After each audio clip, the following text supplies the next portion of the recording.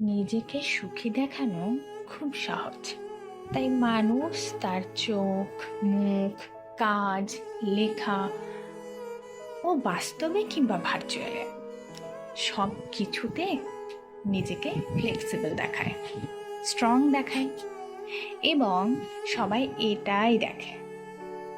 কিন্তু দুঃখ দেখানো কঠিন, দুঃখ জানানোও কঠিন। দুঃখ সবাইকে বলা যায় না, মন খারাপের কারণ সবাইকে বলা যায় না।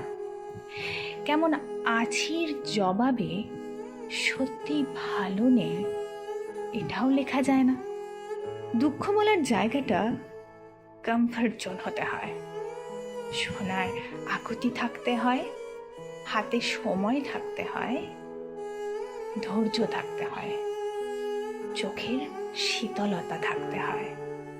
যার এই কমফর্ট জোন আছে সে ব্লেসিংস, আর যার নেই সে মূলত একা, ভীষণ একা।